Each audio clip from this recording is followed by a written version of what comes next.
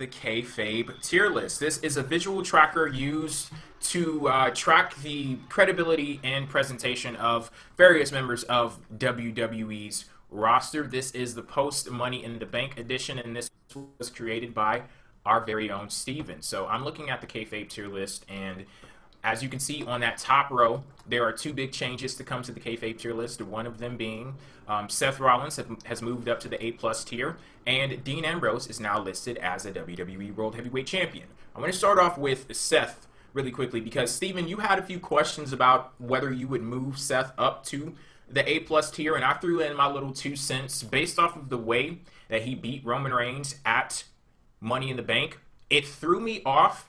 But after seeing how he beat Roman Reigns, I was like, yeah, he's got to be on the same level as Reigns after that.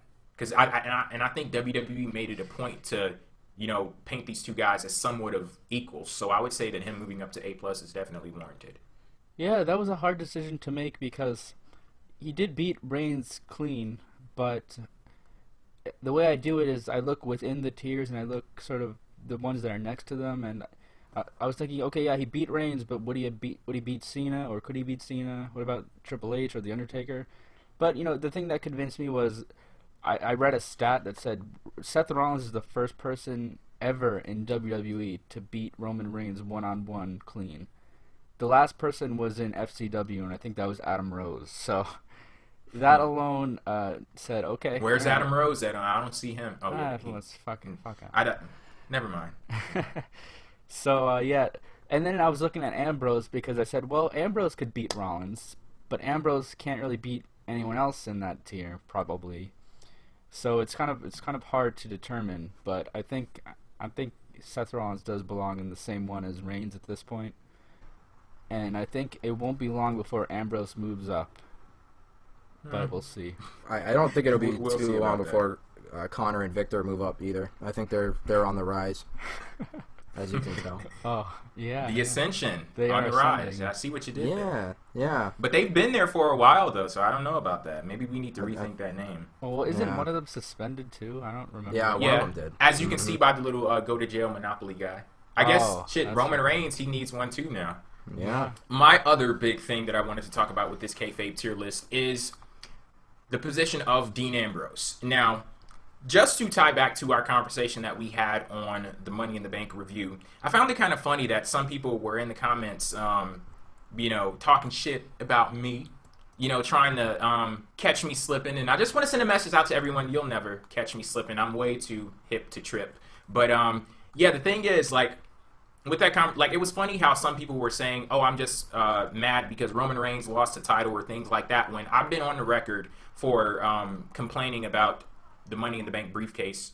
I've been on the record complaining about Dean Ambrose's booking in WWE, and that's why I referred to him winning the championship as fuckery squared. But to tie that conversation back into the Kayfabe tier list, I'm glad we had that conversation on the review because it gave me insight as to why you rank Dean Ambrose higher than I think that he should be. And you talked about the feuds that he's been in, and I forgot what exactly you said, but it was like, you said something like there were always shenanigans attached to Dean Ambrose in the way that he lost matches, like, oh, he should have won, but then this happened. And I guess it's clear that you placed more value on that stuff than I did. Yeah, I do.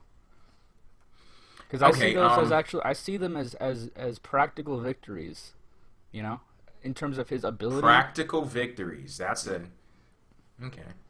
And I read Just something inventing terms over there. Huh? Well, that's not. Right, I didn't Richard. invent that. I saw an interesting a theory about the Shield, which is that they're a Pokemon trio. Do you know anything about Pokemon? Oh, I totally did not grow up in the 90s, so I know nothing about that. Okay, so in Pokemon there are types, right? It's sort of like rock, paper, scissors. Like rock beats paper. No, wait, it's the wrong one. Paper beats rock. Rock beats scissors, and scissors beats paper.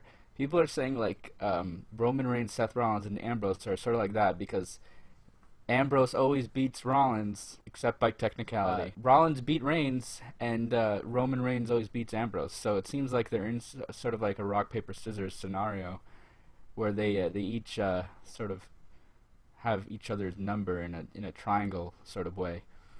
I don't know. I just thought that was interesting. But like you don't feel, and I guess I'll set this up in a way because I was reading a stat. There was something like, since Money in the Bank, WWE brought that idea into fruition. There have been 17 first-time world champions in WWE, and somewhere around 8 or 9 of them. So around half of the first-time world champions in WWE have been as a direct result of Money in the Bank since the concept was brought to WWE.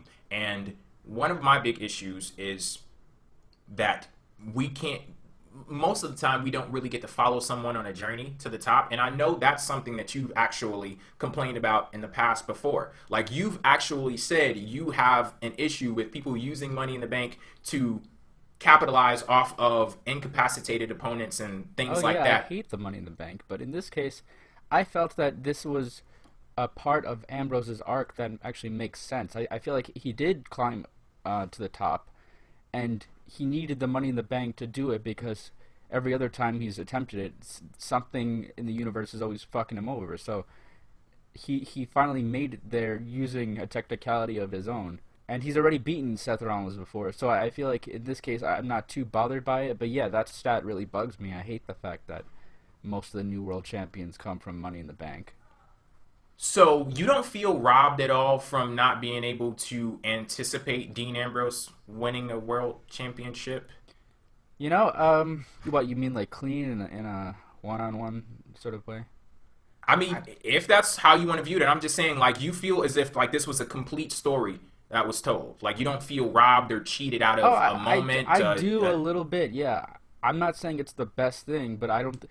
I see it as I got a story and I got a completion to an arc. It's not the best story and it's not the best completion to the arc that I could have gotten, but I'm satisfied with it. And if I'm going to hold the WWE to the ideal, well, I'm never going to be satisfied with anything because they're never going to give me that. Except in very rare cases like Daniel Bryan, who pretty much got the best payoff that anyone could have asked for, but, you know, how big of a miracle that was. So, you know, I just take what I can get in terms of storylines, in terms of arcs.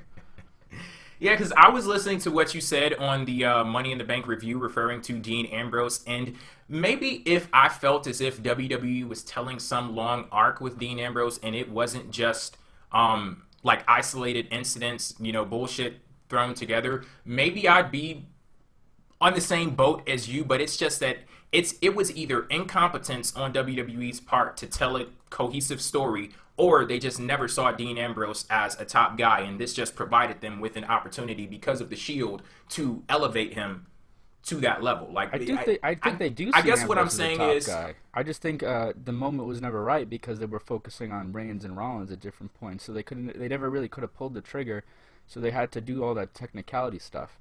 And I think it proves that they see him as a top guy because he keeps being in high-profile feuds, and now he's the champion. They had never given up on him. They've always sort of had something for him to do. So I think that they are high on him.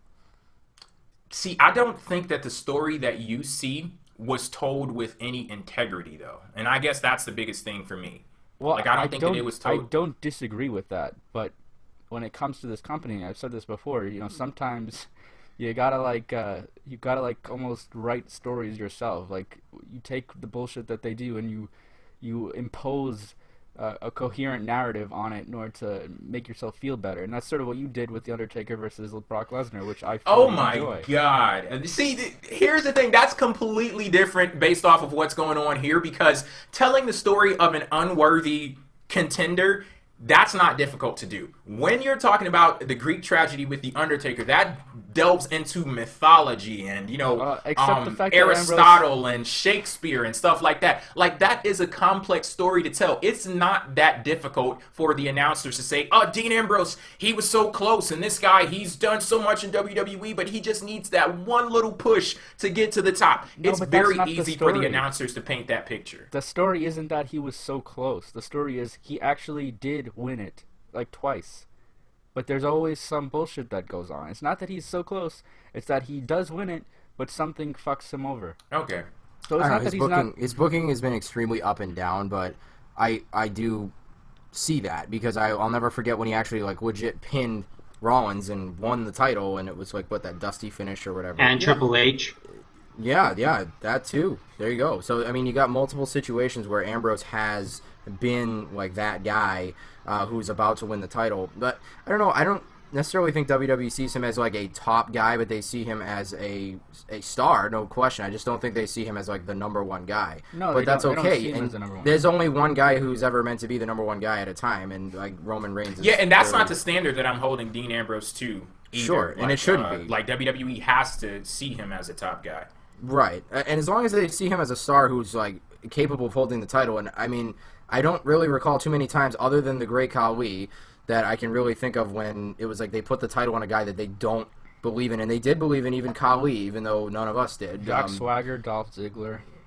Yeah, but is that really someone they never believed in? I think they did believe in those guys. I don't think at they one ever time. believed in Dolph Ziggler. Oh, I do. I completely disagree. I think they did believe in him at one point, and that they realized he doesn't draw, and then they said, okay, never mind. NVM. Well, thank you for your insight, Steven. Even though I still disagree with you, even though, yeah, I don't believe that this was some arc with Dean Ambrose. These are just isolated incidents, and they just happen to find a convenient moment to tie everything together. I'm so glad that we can have a discussion, and you can you can actually like get your points out there on why this makes sense. Because what I've seen from a lot of folks is just that, well, shit, it'll lead to a Shield triple threat, so I'm good with it. But I like the fact that you, at the very least, are seeing a story out of it.